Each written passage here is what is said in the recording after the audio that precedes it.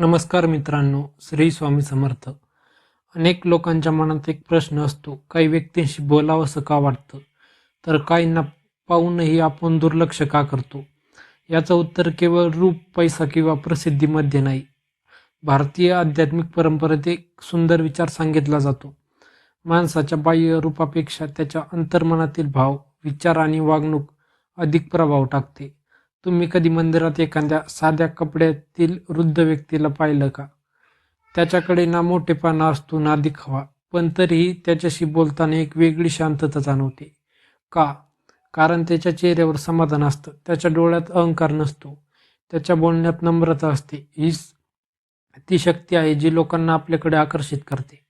आजकाल अनेक जण विचार करतात, कोणती वस्तू जवळ ठेवली की लोक माझ्याशी बोलतील, पण खरंच सांगायचं झालं तर वस्तू ही फक्त श्रद्धेचे प्रतीक असू शकते. आपल्या वागण्यात बदल झाला नाही तर कोणतीही वस्तू एकटी पुरेशी ठरत नाही.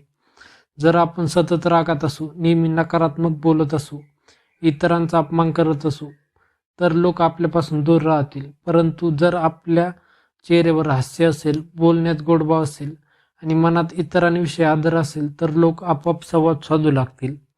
आपल्या पूर्वजांनी म्हणूनच नेहमी सांगितलं, वाणी हीच खरी संपत्ती आहे. एक गोड शब्द एखाद्याचं दुःख हलकं करू शकतो, पण एक कठोर शब्द वर्षानुवर्ष जपलेलं नातं तोडू शकतो. म्हणूनच जर तुम्हाला लोकांनी तुमच्याशी आनंदाने बोलावं असं वाटत असेल, तर सर्वप्रथम तुमच्या बोलण्याकडे लक्ष द्या. याचबरोबर आपण कोणत्या विचारांनी दिवसाची सुरुवात करतो याचाही मोठा परिणाम होतो.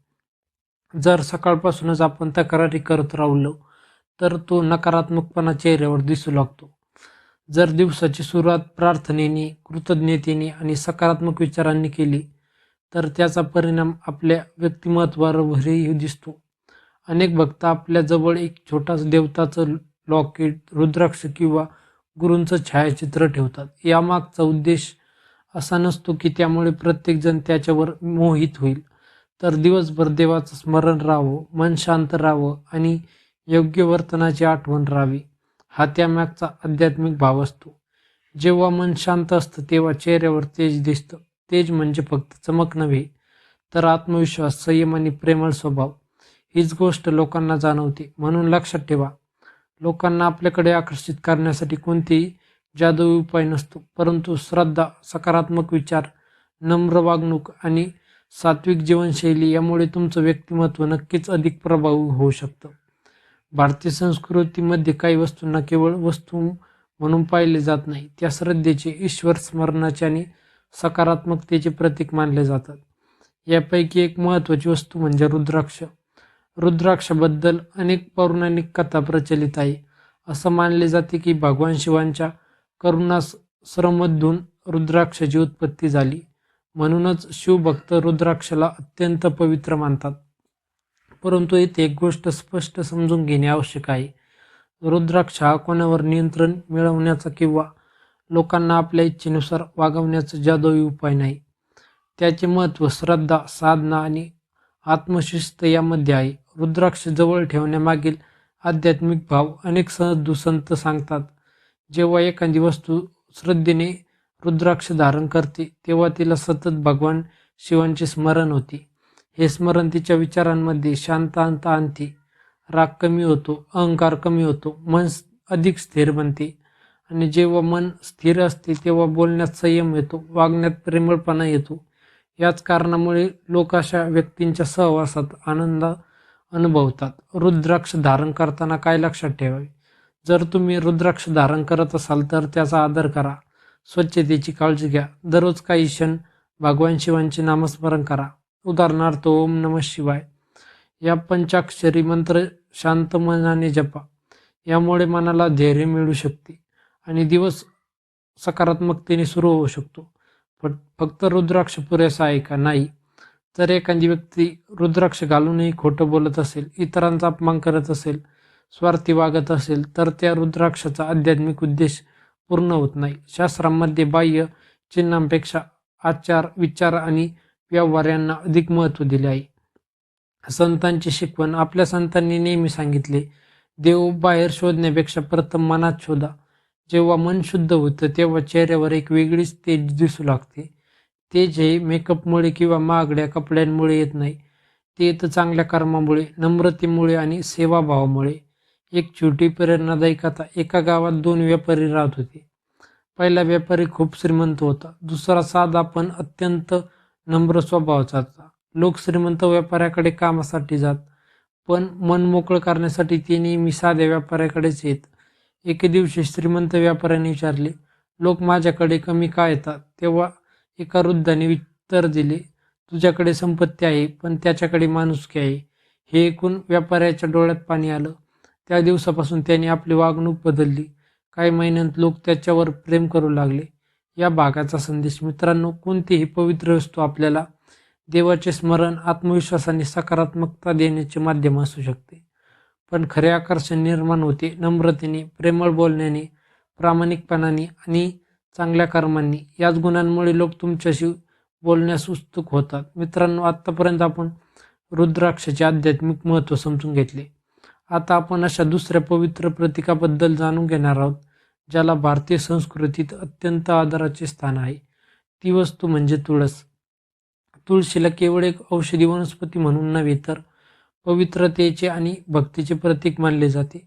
अनेक घरांमध्ये सकाळ संध्याकाळ तुळशीसमोर दिवा लावला जातो. या परंपरेचा उद्देश चमत्कार घडवणे नसून घरात भक्तीचे आणि शांततेचे वातावरण निर्माण करणे हा आहे. तुळशीचे आध्यात्मिक महत्त्व. असं मानले जाते की ज्या घरात तुळशीची नियमित पूजा केली जाते, तेथे सात्विक वातावरण टिकून राहण्यास मदत होते. जेव्हा घरातील वातावरण शांत असते, तेव्हा कुटुंबातील सदस्यांच्या बोलण्यातही गोडवा येतो. याच कारणामुळे अनेकांना अशा घरात गेल्यावर प्रसन्न वाटते. काही भक्त तुळशीचे पान जवळ का ठेवतात. काही परंपरांमध्ये फक्त तुळशीचे एक स्वच्छ सुकलेले पान धार्मिक भावनेने जवळ ठेवतात. त्यांचा विश्वास असा असतो की जे ते पाहिल्यावर किंवा स्पर्श झाल्यावर त्यांना देवाचे स्मरण होते आणि जेव्हा मन देवाकडे वळते तेव्हा नकारात्मक विचार कमी होतात. हे लक्षात ठेवा, हे श्रद्धेचे प्रतीक आहे. कोणालाही आकर्षित करण्याचा किंवा त्याच्यावर प्रभाव टाकण्याचा सिद्ध उपाय नाही. गुरूंचे छायाचित्र किंवा मंत्र. अनेक जण आपल्या पाकिटात किंवा पर्समध्ये गुरूंचे छोटे छायाचित्र किंवा एखादा मंत्र लिहिलेला कागद ठेवतात. यामागे एक सुंदर मानसशास्त्रीय कारणही आहे. जेव्हा दिवसात ताण येतो तेव्हा त्या छायाचित्राकडे पाहून त्यांना धैर्य मिळते. ते काही क्षण शांत बसतात, मन स्थिर करतात आणि मग निर्णय घेतात. अशा शांत स्वभावाच्या व्यक्तीबरोबर लोकांना राहणे अधिक आवडते. लोक तुमच्याशी बोलण्यास का उत्सुक होतात? कल्पना करा, दोन व्यक्ती तुमच्यासमोर उभे आहेत. पहिली व्यक्ती सतत तक्रारी करते, रागाने बोलते, इतरांची निंदा करते. दुसरी व्यक्ती हसमुख आहे, शांतपणे ऐकते, गरज पडल्यास मदत करते. तुम्ही कोणाशी बोलाल? उत्तर स्पष्ट आहे. लोकांना आदर, सुरक्षितता आणि सकारात्मकता जाणवणाऱ्या व्यक्तींशी साथ आवडते. एक प्रेरणादायी प्रसंग. एका गुरुकुलात गुरुजींनी शिष्याला विचारले, लोक तुमच्यावर प्रेम कधी करतील? कुणी म्हणाले धन असेल तेव्हा, कुणी म्हणाले शक्ती असेल तेव्हा. गुरुजी हसले आणि म्हणाले, जेव्हा तुमच्याजवळ बसल्यावर दुसऱ्याच्या मनाला शांतता मिळेल तेव्हा लोक स्वतःहून तुमच्याकडे येतील. हीच खरी आध्यात्मिक संपत्ती आहे. दैनंदिन छोटा उपाय. दररोज सकाळी घरातून बाहेर पडण्यापूर्वी देवाचे किंवा आपल्या गुरूंचे स्मरण करा. 2 मिनिट शांत बसा. मनात प्रार्थना करा. आज माझ्या वाणीमध्ये गोडवा असू दे. माझ्या वागण्यात नम्रता असू दे. माझ्याकडून कोणाचंही मन दुखावलं जाऊ नये. अशी प्रार्थना तुमच्या विचारांवर सकारात्मक परिणाम करू शकते. या भागाचा निष्कर्ष. मित्रांनो, पवित्र वस्तूंची खरी शक्ती त्याच्या धातूंमध्ये किंवा आकारात नसते. ती असते आपल्या श्रद्धेमध्ये, आपल्या विचारांमध्ये आणि आपल्या आचरणामध्ये. जेव्हा हे तीन एकत्र येतात तेव्हा व्यक्तिमत्व अधिक प्रभावी, शांत आणि आकर्षक बनते. मित्रांनो, आपण अनेकदा विचार करतो की लोक आपल्या जवळ का येत नाहीत. यासाठी आपण नशीब, ग्रह, परिस्थिती किंवा इतरांना दोष देतो. पण कधी स्वतःच्या वाणीचा विचार करतो का? आपल्या संतांनी एक अतिशय सुंदर वचन सांगितले आहे, जिभेवर सरस्वतीचा वास असतो. याचा अर्थ आपण जे शब्द बोलतो ते आपल्या व्यक्तिमत्वाचा आरसा असतात. शब्दांची ताकद. एका शब्दाने रडवणारा माणूस हसू शकतो. एका शब्दाने हसवणारा माणूस आयुष्यभरासाठी दुखावला जाऊ शकतो. म्हणूनच बोलण्यापूर्वी क्षणभर विचार करा. हे शब्द समोरच्याला आनंद देतील की दुःख? लोकांना काय आवडेल? आजच्या काळात प्रत्येकाला एक गोष्ट हवी असते, कुणीतरी आपलं मन शांतपणे ऐकणार. जेव्हा तुम्ही एखाद्याचं बोलणं मध्येच तोडत नाही, त्याला पूर्ण बोलू देता, त्याच्या भावनांचा आदर करता, तेव्हा त्या व्यक्तीच्या मनात तुमच्याबद्दल विश्वास निर्माण होतो. आणि विश्वास हीच प्रत्येक नात्याची पायाभरणी असते. सतत तक्रार करणाऱ्या लोकांपासून दूर का राहतात? कल्पना करा, दरवेळी भेटल्यावर एखाद्या व्यक्ती फक्त तक्रारी करते, इतरांची निंदा करते, राग व्यक्त करते, तर काही दिवसांनी लोक तिच्याशी बोलायचं टाळू लागतात, कारण नकारात्मकता संसर्गासारखे पसरते.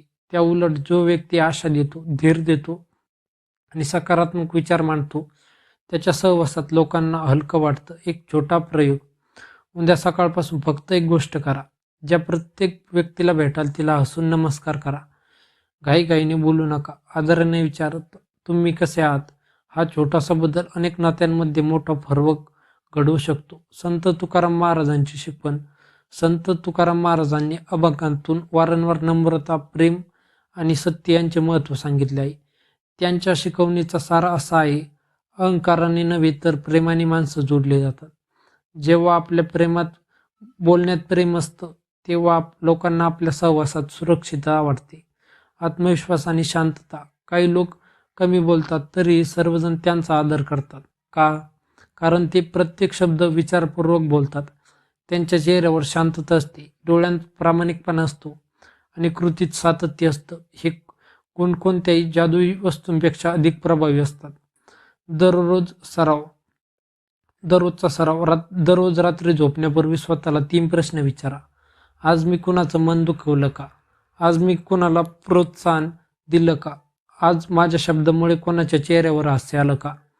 जर या प्रश्नांची प्रामाणिक उत्तर दिलीत तर तुमच्या दिवसेंदिवस सकारात्मक बदल होऊ लागेल. या भागाचा संदेश. मित्रांनो, लोक तुमच्याकडे आकर्षक होण्याचा सर्वात मोठा कारण तुमची वाणी, तुमचं वर्तन आणि तुमचं मन असतं. पवित्र वस्तू श्रद्धेची आठवण करून देऊ शकतात, पण त्या श्रद्धेचे रूपांतर चांगल्या स्वभावात करणे हे आपल्या हातात असते. मित्रांनो, आजचा संपूर्ण प्रवास आपण एका प्रश्नाने सुरू केला होता. लोक आपल्याकडे आकर्षित होतात आणि आता जवळजवळ 1 तासानंतर आपल्याला त्याचं उत्तरही मिळालं आहे. या जगात अशी कोणतीही जादुई वस्ती नाही जी प्रत्येक व्यक्तीला तुमच्या मागे धावायला लावेल किंवा प्रत्येकाला तुमच्या इच्छेनुसार वागवेल. पण अशी शक्ती नक्कीच आहे जी प्रत्येक माणसामध्ये जन्मत असते. ती म्हणजे तुमचं मन, तुमचं विचार, तुमची वाणी आणि तुमचे चरित्र. जेव्हा एखादी व्यक्ती सत्य बोलते, इतरांचा आदर करते, गरजूंना मदत करते, आईवडिलांचा सन्मान करते, गुरूंचे स्मरण करते आणि देवावर श्रद्धा ठेवते, तेव्हा तिच्या चेहऱ्यावर एक वेगळंच तेज दिसू लागतं. ते तेज पैशाने विकत घेता येत नाही. ते तेज कोणत्याही ताईतामध्ये किंवा वस्तूंमध्ये बंदिस्त नसतं. ते तेज मिळतं चांगल्या कर्मांनी. आज आपण रुद्राक्षाबद्दल जाणून घेतलं, तुळशीबद्दल जाणून घेतलं, गुरूंच्या स्मरणाचं महत्त्व जाणून घेतलं, वाणीचं महत्त्व जाणून घेतलं आणि सर्वात महत्त्वाचे, स्वतःमध्ये बदल घडवण्यापूर्वी प्रेरणा मिळाली. जर या व्हिडिओनंतर तुम्ही एक सवय बदलली आणि प्रत्येकाशी प्रेमाने बोलायला सुरुवात केली, तर हा व्हिडिओ यशस्वी झाला असं मी मानेन. आजपासून हे 7 नियम पाळा. सकाळी उठल्यावर देवाचे स्मरण करा, आईवडिलांचा आणि गुरूंचा आशीर्वाद घ्या, दिवसातून किमान एका व्यक्तीला मनापासून मदत करा, कोणाबद्दलही विनाकारण वाईट बोलू नका, राग आला तरी शांत राहण्याचा प्रयत्न करा, दररोज काही मिनिटे नामस्मरण किंवा ध्यान करा, झोपण्यापूर्वी दिवसातील चुकांचा विचार करून उद्या अधिक चांगलं वागण्याचा संकल्प करा. मित्रांनो, लक्षात ठेवा, लोक तुमच्याकडे आकर्षित होण्याचं कारण तुमच्या हातातील वस्तू नसते, तर तुमच्या हृदयातील प्रेम असते, तुमच्या शब्दातील गोडवा असतो, तुमच्या चेहऱ्यावरील शांत हास्य असतं आणि जीवनातील प्रामाणिकपणा असतो. हीच खरी आध्यात्मिक शक्ती आहे, हीच खरी संपत्ती आहे आणि हीच अशी गोष्ट आहे जी कोणालाही विकत घेता येत नाही. मित्रांनो, जर तुम्हाला हा व्हिडिओ मनापासून आवडला असेल तर व्हिडिओला लाईक करा, शेअर करा आणि हा संदेश आपल्या कुटुंबियांपर्यंत आणि मित्रांपर्यंत नक्की पोहोचवा. अशाच आध्यात्मिक, प्रेरणादायी आणि ज्ञानवर्धक व्हिडिओसाठी आपल्या स्वामी भक्त सागर या चॅनलला सबस्क्राईब करा. कमेंटमध्ये श्रद्धेने लिहा, ओम नमः शिवाय, श्री स्वामी समर्थ. तुमच्या आणि तुमच्या सर्व कुटुंबांवर ईश्वराची कृपा, आरोग्य, सुख, शांती आणि सद्बुद्धी सदैव राहो. धन्यवाद. श्री स्वामी समर्थ.